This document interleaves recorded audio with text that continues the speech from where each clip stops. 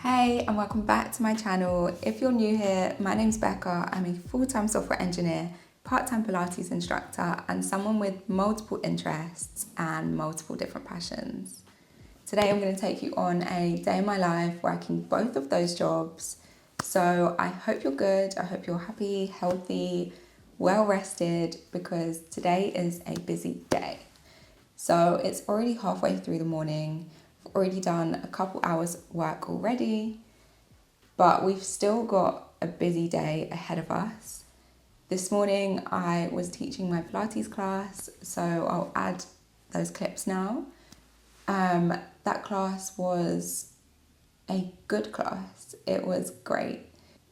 I always love starting my morning with teaching. I think it's such a nice way to start the day, bringing movement into other people's mornings before they start their work or get on with the rest of their day. It does, however, make me quite tired because although I do wake up early every morning, there's that extra pressure when teaching to wake up on time. I always get a bit nervous that I'm gonna oversleep, miss my alarm or something, but in general, I do enjoy it. And yeah, this morning's class was great. So yeah, this morning I've just been working on some of my ticket, and I've got a meeting with my manager in a few minutes. So that's just a one-to-one meeting. I honestly never used to see the full value in these one-to-one meetings. Like, yes, I knew they were important, but I didn't really realize how beneficial they were. And my whole perspective on one-to-ones has changed so much. So having a one-to-one, a regular one-to-one with your manager is so useful for just kind of checking in, making sure they know where you're at, you know where they're at in terms of their expectations. They're aware of what work you're doing because they might not necessarily know otherwise unless you kind of tell them and keep them in the loop. They are also so beneficial for your progression. So letting your manager know how satisfied you are with your work, or where you want to be pushed more or challenged more, or maybe where you want more feedback, or you want that advice from your manager where and how you can improve. Your one-to-ones are the perfect place to do that. So if you have one-to-ones with your manager, I really think it's so important to make the most of that time. And if you don't have one-to-ones, maybe reach out and try and arrange these one-to-ones, because they can really help progress your career so much. And not just your career, but the value that you get out of your day-to-day work and the direction you see your work going. So yeah, I'm about to join that meeting in a few minutes, so I'm just gonna prepare for that now.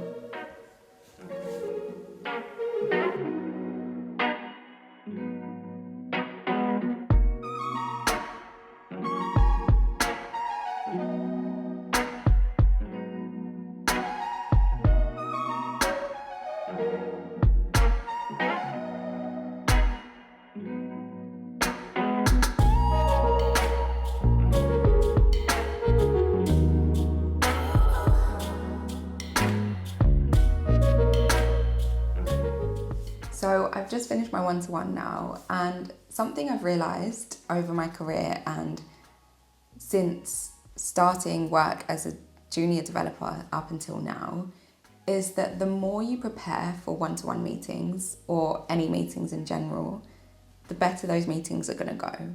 So I think there's kind of always this danger of developers thinking that one-to-one meetings are kind of led by the manager or they're dictated by the manager, but that's not how they work. You also have so much say in how you want these one-to-one meetings to go.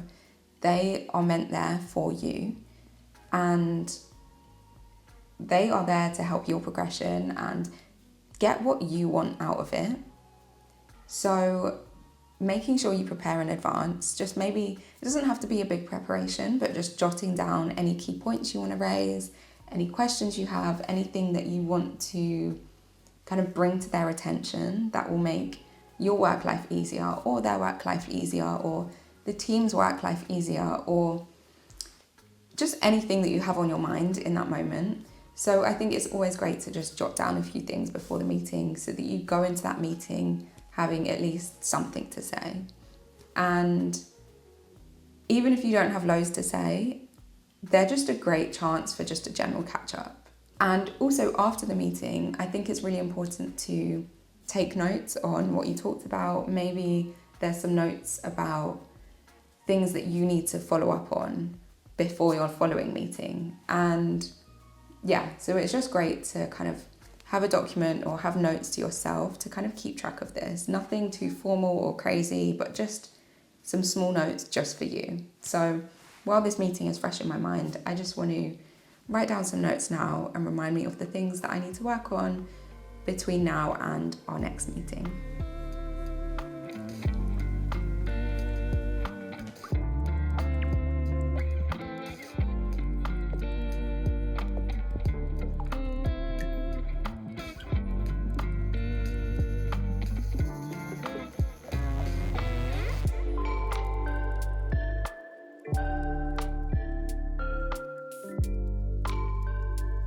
So I've been working on a new feature in a code base that I haven't touched before. So it's a code base that's owned by a different team.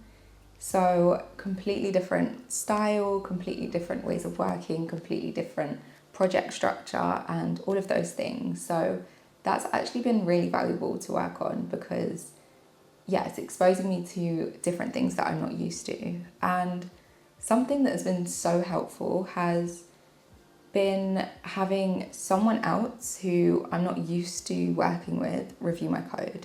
So I submitted the PR earlier and they've just left a couple of review comments that I'm going to go and make those changes now. It's nothing big, but I'm just going to make those changes. It's just, I guess, quite weird getting used to how other teams work because different teams do things in different ways. But this kind of exposure is so good. So I definitely recommend that if you have the chance to, try and reach out and see if you can work on different things, maybe in different parts of the business or across different teams, because it will definitely benefit you. There's always so much to learn from other people and scenarios that are not kind of in your comfort zone or in your day-to-day job. It's always good to get exposure to new things. And also, I really like getting review comments, even though kind of in the moment it can be a bit annoying when you think you're done with a PR and you're ready to kind of park that work or put it to the side and you get these comments that mean you have to go back and make changes. But they are so valuable, especially if your work is reviewed by someone with more experience than you. So I really love it when seniors, people much higher up review my code because that is where the learning happens. So again, I really think it's so important to push for those reviews from people you know will give you that valuable feedback. So I'm just going to respond to those comments now. And I also think that if you're a developer, you should always be looking for these experiences which push you out of your comfort zone and force you to learn more, because sometimes I think it's easy to get comfortable in what we know, in our domain, in our set way of working, but that's not how you're going to progress in your career. You need to kind of always search for these opportunities.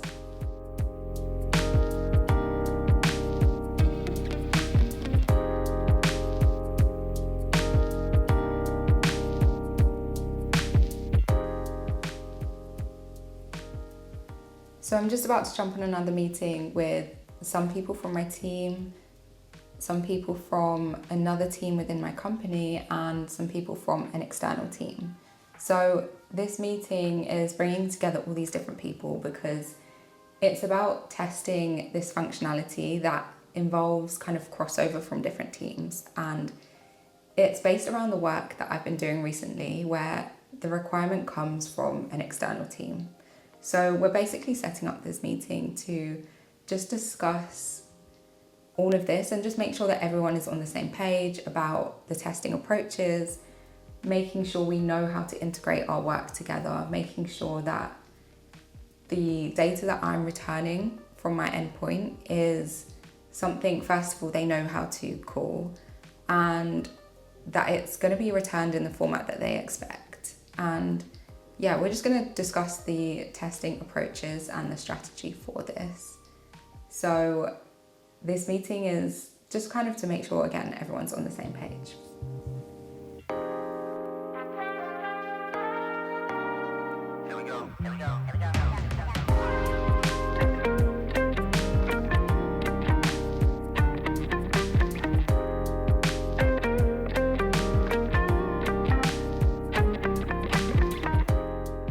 That meeting ended up being quite productive. We were able to confirm some things we needed to know, but there were also actually a couple of unanswered questions that I'm waiting on that they need to go away and figure out. So hopefully they're going to get back to us within the next couple of days, and that might mean some more development work for us depending on their answer. But for now, we just need to kind of leave things in their hands. We've done everything from our side, and we're just waiting on this external team to get on with their remaining part.